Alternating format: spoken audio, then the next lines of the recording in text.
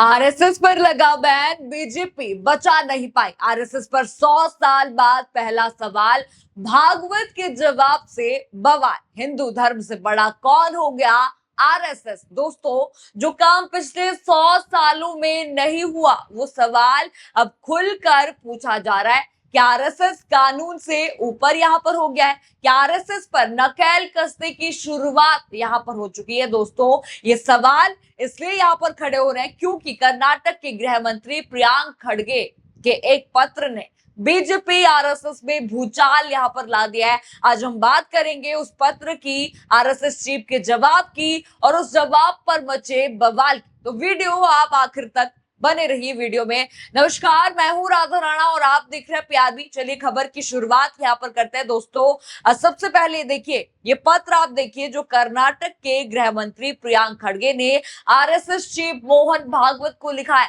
ये पत्र 13 जून को लिखा गया बताया जा रहा है। प्रियांक खड़गे का ट्वीट आप देखिए और इन्होंने पत्र भी यहाँ पर लिखा है। इन्होंने लिखा कि प्रियांक खड़गे ने लिखा, सबसे पहले आरएसएस को 100 साल पूरे करने पर बधाई, लेकिन जो संगठन 60,000 से ज्यादा शाखाओं और करोड़ों स्वयंसेवकों का दावा करता है, उसे पारदर्शिता और संवैधानिक जवाबदेही भी निभानी चाहिए। आरएसएस की अपनी सबसे बड़ी फैसला लेने वाली संस्था अखिल भारतीय प्रतिनिधि सभा की 2025 की कर्नाटक रिपोर्ट के मुताबिक राज्य में 4,127 दैनिक शाखाएं हैं, 1,389 साप्ताहिक मिलन है और 19.61 लाख प्रतिभागियों के साथ 2,194 समाजोत्सव जो है हुए हैं। इतने बड़े पैमाने और प्रभाव के साथ आरएसएस को अपनी कानूनी स्थिति, रजिस्ट्रेशन, पदाधिकारी, फंडिंग, खर्च, टैक्स और सार्वजनिक कार्यक्रमों की अनुमति को स्पष्ट करना चाहिए।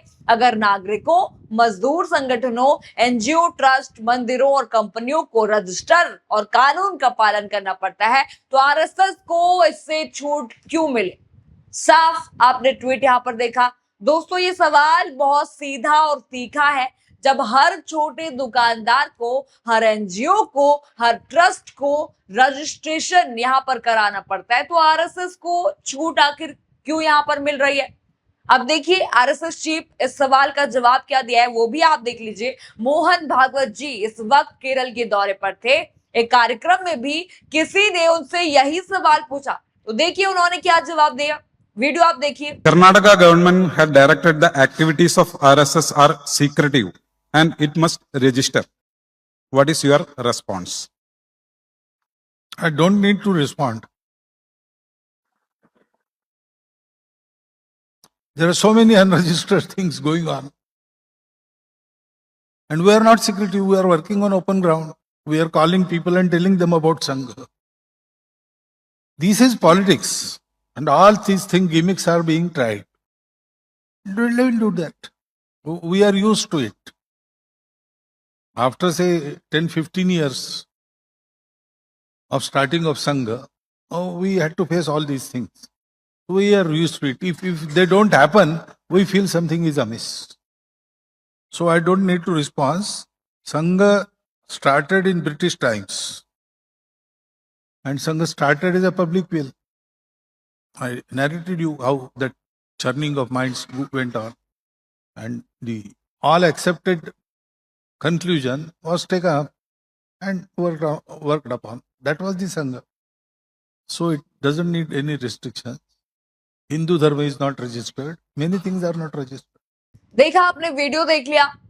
मोहन भागवत जी यहाँ पर कह रहे हैं कि हिंदू धर्म का रजिस्ट्रेशन कहाँ हुआ है, किसी धर्म का रजिस्ट्रेशन कहाँ होता है, तो फिर आरएसएस को रजिस्टर होने की क्या जरूरत है, ये वो कह रहे हैं। यहाँ पर बड़ा सवाल ये उठता है कि क्या आरएसएस खुद को हिंदू धर्म यहाँ पर समझ रहा है? क्या आरएसएस हिंदू धर्म का प्रतिनिधित्व कर रहा है? आरएसएस की उम्र सिर्फ 100 साल है और हिंदू धर्म तो हजारों साल पुराना बताया जाता है। तो फिर 100 साल पुराना संगठन खुद को हिंदू धर्म के बराबर कैसे रख सकता है दोस्तों?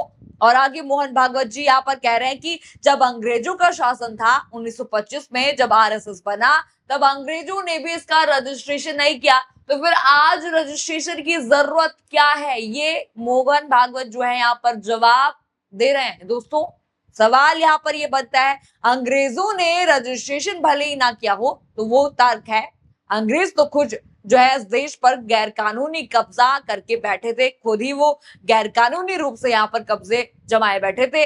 उनके जमाने में जो नहीं हुआ वो आज भी ना हो, ये कैसा तर्क मोहन भागवत जी आप दे रहे हैं?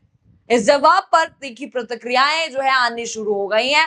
अब देखिए आवेश तिवारी का ये ट्वीट आप देखिए, उन्होंने लिखा कि कांग्रेस नेता पवन खेड़ा ने सिर्फ 1 मिनट 59 सेकंड में संघ की पूरी बखिया उखेड़ दी है।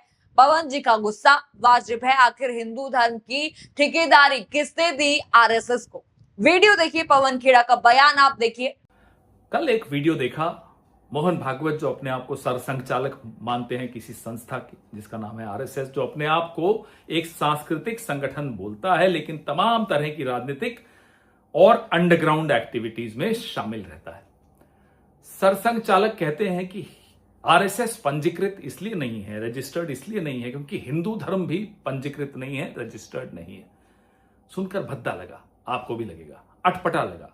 कहां हिंदू धर्म और कहां ये एक 2 कौड़ी का संगठन जो है या नहीं है इसके बारे में लोगों को जानकारी नहीं रहती, क्योंकि ना इनका मेंबरशिप रजिस्टर होता है, न इनके अकाउंट्स बुक होती हैं, न इनकम टैक्स के प्रति कोई जवाबदेही होती है, न भारत के किसी कानून के तहत ये आते हैं। एक छोटे दुकानदार को जीएसटी का पंजीकरण कराना पड़ता है। क्या कल को वो कह सकता है कि साहब हिंदू धर्म पंजीकृत नहीं है तो मैं अपनी दुकान पंजीकृत नहीं कराऊंगा? अरे मोहन भागवत जी, कुछ तो शर्म करिए। एक गली में क्रिकेट खेलने वाला क्या कहेगा मैं सुनील गावस्कर हूं, या अन्ना हजारे कह देगा मैं गांधी हूं? आइंदा जब आपको यह कहना पड़े कि आप पंजीकृत नहीं है तो उसका कारण बताइएगा, क्योंकि डी कंपनी भी पंजीकृत नहीं है। अनेक ऐसी संस्थाएं, अनेक ऐसे संगठन, अनेक ऐसे गैंग्स पंजीकृत नहीं है, इसलिए आरएसएस पंजीकृत नहीं है। आपका ऐसा संगठन, ये संघ के लोग कहते हैं साहब हम हिंदू धर्म की रक्षा करेंगे, अपने सरसंघचालक की रक्षा के लिए जेड कैटेगरी चाहिए, चले हिंदू धर्म की रक्षा करने। जो 3 दिन में कहते हैं हम बॉर्डर पे आर्मी भेज देंगे हिंदुस्तान की रक्षा करने, हमारी फौज की हंसी उड़ाते हुए कहते हैं, वो इस तरह की तुलनाएं करेंगे। हिंदू धर्म को आपकी आवश्यकता नहीं है, आपकी जरूरत नहीं है, दूर रहिए हिंदू धर्म से।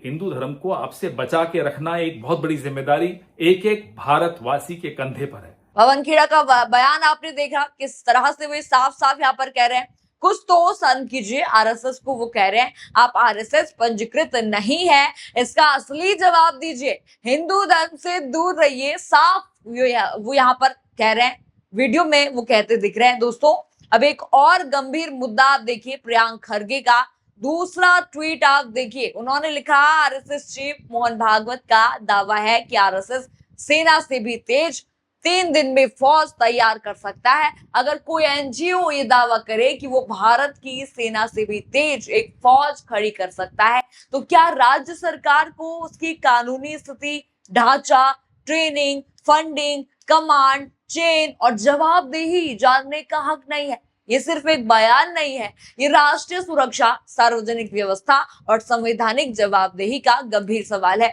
ये ट्वीट इन्होंने किया, इस ट्वीट के बाद जो है बवाल मच गया। आपने ट्वीट देख लिया, जरा सोचिए, आप सोचिए अगर किसी असंगठित संगठन का मुखिया ये दावा करे कि वो भारतीय सेना से तेज जो है फौज खड़ी कर सकता है, ये दावा इन्होंने किया, तो ये सिर्फ गर्व की बात यहाँ पर नहीं है, ये राष्ट्रीय सुरक्षा का सवाल बन जाता है। आप यहाँ पर भारतीय सेना का भी अपमान साफ साफ आप कर रहे हैं। हिंदू धर्म का अपमान आपने किया, भारतीय सेना का अपमान भी आपने यहाँ पर कर लिया।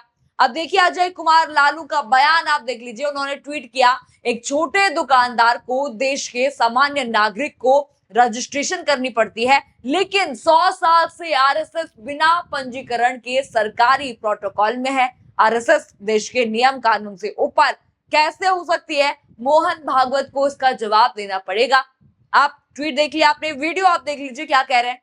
आरएसएस और बीजेपी ने इस देश को खोखला कर दिया है। 100 साल से आरएसएस इस देश में नफरत की बीज पत्ता कर लोगों के बीच में हिंदू मुसलमान करके खाई बांटकर आपके मन में द्वेष और घृणा की राजनीति को पनपा कर इस देश में पूरे सिस्टम पर कब्जा करने का काम किया। कौन है आरएसएस? कौन है मोहन भागवत जिनको जेट सिक्योरिटी प्लस दी गई है सुरक्षा? एक ठेला चलाने वाले, एक खुमचा चलाने वाले, एक दुकान चलाने वाले, एक कोई भी सामान्य व्यक्ति के अगर कोई भी रिक्शा ठेला चलाता है तो उसका रजिस्ट्रेशन होता है। ये गाड़ी चला रहे हैं तो इसका रजिस्ट्रेशन हुआ है, लेकिन आरएसएस का आज तक रजिस्ट्रेशन नहीं हुआ।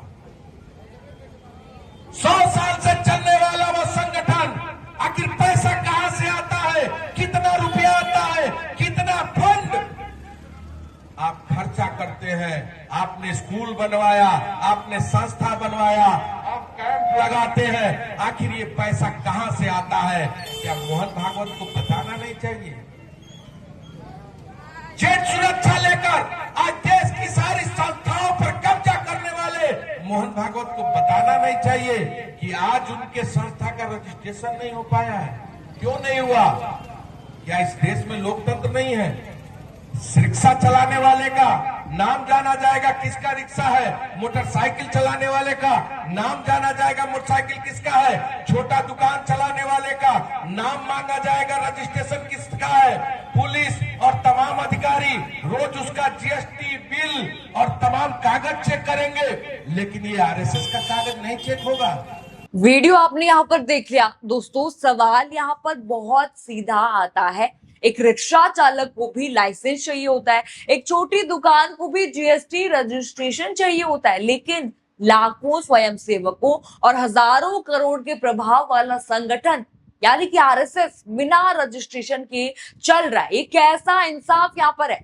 अब सबसे बड़ी बात आप देखिए दोस्तों, आरएसएस चीफ ने ये यहाँ पर कहा कि आरएसएस का बीजेपी सरकार से कोई कनेक्शन नहीं है और आरएसएस सरकार से कोई मदद नहीं लेता। ये बयान उन्होंने दिया है। अब जरा सोचिए, आप सोचिए, आरएसएस चीफ को जो जेट प्लस सिक्योरिटी मिलती है वो किसके पैसे से मिलती है? जनता की टैक्स के पैसों से मिलती है। और कौन देता है? बीजेपी सत्ता में है ना, बीजेपी ही तो देती है।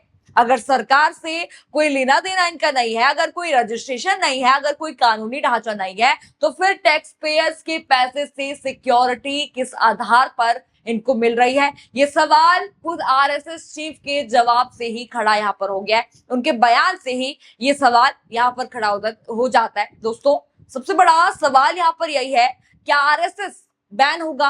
क्या आरएसएस रजिस्ट्रेशन के दायरे में यहाँ पर आएगा?